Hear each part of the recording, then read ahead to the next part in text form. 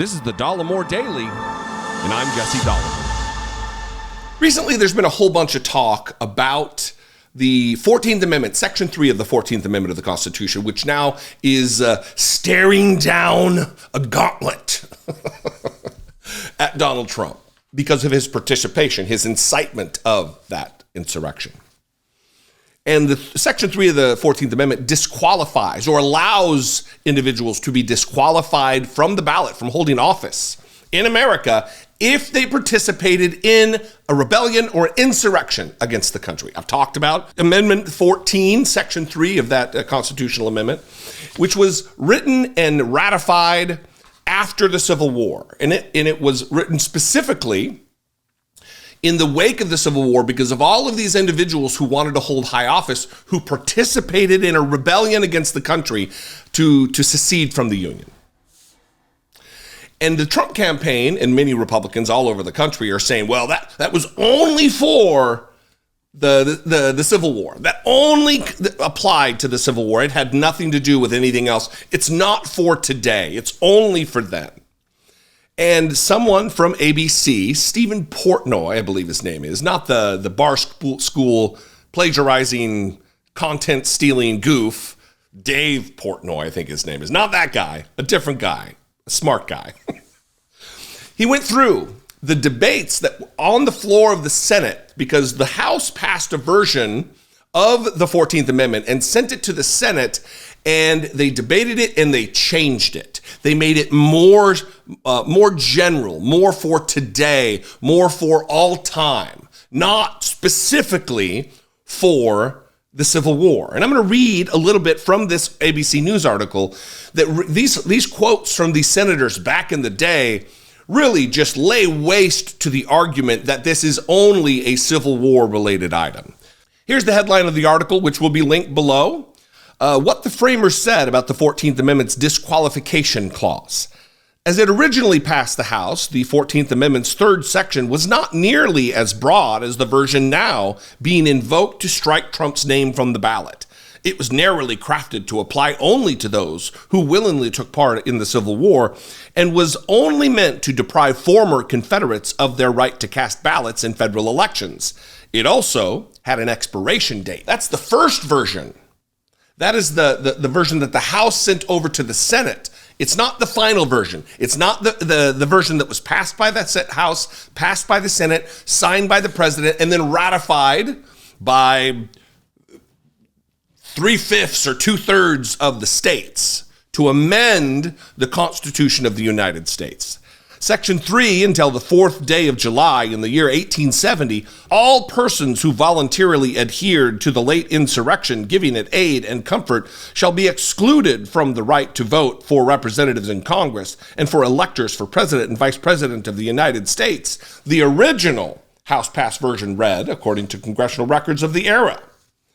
Senator Jacob Howard of Michigan, who led the Republicans in debate, insisted that it wouldn't be enough to deprive the former Confederates of their right to vote in federal elections. He wanted them banished from government service altogether. And this is a quote. I should prefer a clause prohibiting all persons who have participated in the rebellion and who were over 25 years of age at the breaking out of the rebellion from all participation in offices, either federal or state, throughout the United States, Howard said on the floor of the Senate in May 23rd, 1866. Quote, I think such a provision would be a benefit to the nation. After about a week of discussions with colleagues, Howard offered the Section 3 language that was ultimately ratified. Howard's revision removed specific references to the rebellion and added an important qualifier. To those who were to be excluded from government service would have to have violated prior oaths to defend the Constitution by having, quote, engaged in insurrection, not the insurrection, in insurrection or rebellion against it or given aid or comfort to the enemies thereof. In 2024, the originalists on the Supreme Court will likely seek to determine whether the ratifiers could have had it in mind 158 years ago that Section 3 not only be applied to the late insurrection, as the House-passed version originally had it, but also to any other rebellion that might later take place. Now, this is important. This is critical to what is taking place in courts right now. This is critical to what the Supreme Court may end up ruling on, because you've got a bunch of these originalists, which is morphed and over time. It's a meaningless thing. It does not mean even what it originally meant. Here's this. But originalists might take note of what Senator Peter Van Winkle of West Virginia said as he sought to have the threshold for congressional amnesty in Howard's version lowered to a simple majority rather than 2/3.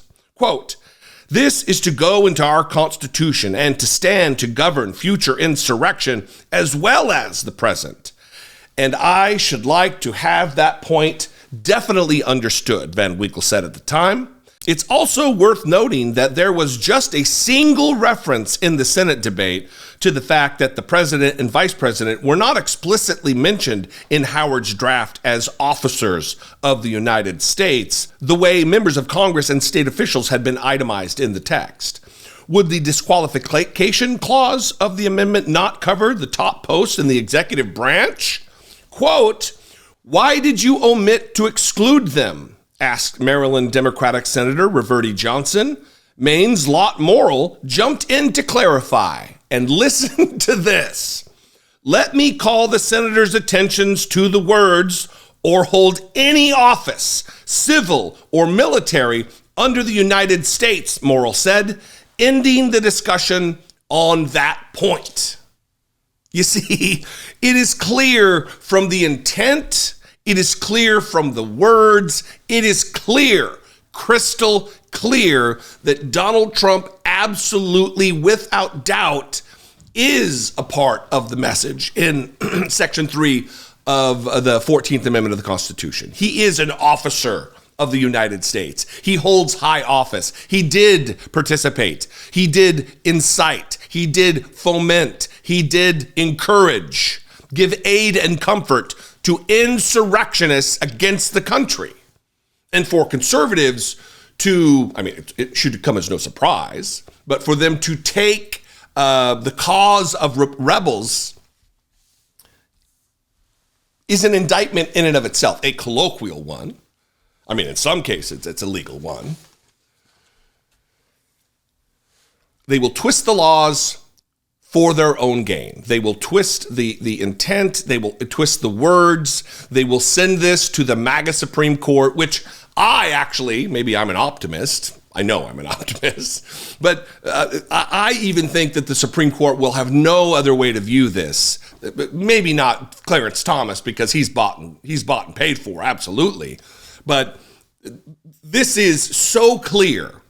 It's just a matter of time. And that's really what's not on our side here. The election's coming up. This trial is supposed to begin in March. Probably not going to happen.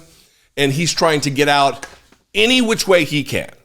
I would love your opinion on this. You can call. Leave me a brief voicemail. 714-576-4054. Of course, as always, you can email me daily@dollemore.com. There will be a link in the bottom of the description to this full article. I would suggest you read the entire thing. This was but a glimpse into what was talked about and what is referenced and reported on. It's a good one. If you want to help support my work, produce this work right here on this channel, help grow this operation and expand the audience that we reach, you can click the join button below. For $1.99, you can become a channel member. Hit the super thanks button, or even better, go over to my Patreon page, patreon.com/IDoubtItPodcast. After that, if you're still not sick of my stupid face, you can find me on social media. I'm at Dollemore everywhere, and I would love to see you there. Until next time, my non-insurrectionist friends, I will see you. Be genuine. Take care of one another.